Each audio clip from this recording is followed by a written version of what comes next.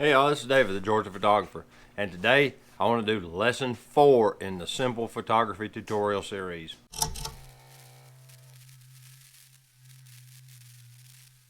Lesson 4 entails composition.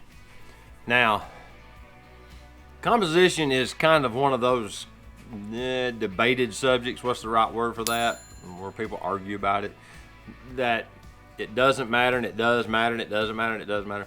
Well, there has been proven scientific facts that certain patterns are pleasing to the human mind, certain ratios are pleasing.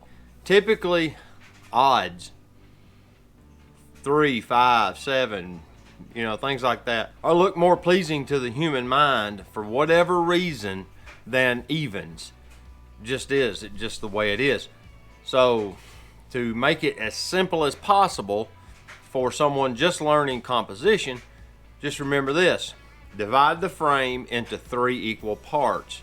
And if you'll notice in this video, I'm about a third of the way over, but I'm also kind of balanced, well, sort of, with this chair, because this chair has my camera bag and I don't want it in frame, so I'm gonna scoot it over there. But I'm balanced with this stuff over here in frame, so it kind of works. The rule of thirds is not set in stone. No photography rule is ever set in stone.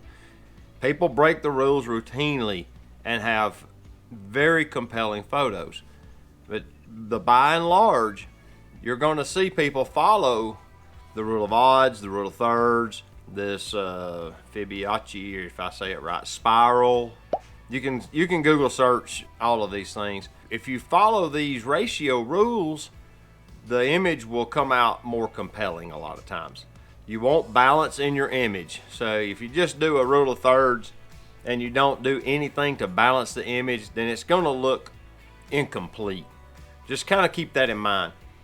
For a while, I throwed everything in one of those little corners. If you Google it, you'll see what I'm talking about. And just did the composition that way and ran with it. And the photos look kind of cool, but there's nothing real compelling about them. So as I grow more in photography, I've learned that if you put something in the upper third rule corner, you need something in the lower third corner to balance it, or up there to balance. It needs balance. If you do a landscape, you want foreground elements, midground elements, background elements. If you're photographing portraiture, you want the person centered up in the frame. Unless there's an object in the frame that they're interacting with, then you want to shift them to balance the frame. I've got like 3 rules that I follow while I'm out shooting. If you keep the rules kind of low on the quantity, then you don't seem to tend to run into these problems of, oh crap, what was rule 8? So, you see these videos, top 10 things to do this and that. Just follow about 3 things.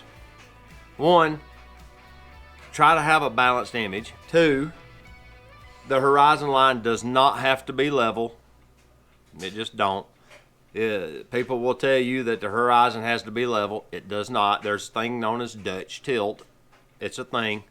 Google it if you want to see more. Number 3, watch the corners and for like trash or clutter in your image. Unless you're going for like the guy who photographed the cigarette butts in the streets of New York or whatever, and that's your subject, try to watch the corners. I'm bad to let the corners go, but try to watch the corners of your frame and look and see if there's like the corner of a garbage can lid sticking up in that frame, or a Coke cup sitting on a wall up in there, and it's going to detract from your image, where all you got to do is shift the camera this much and it's suddenly gone.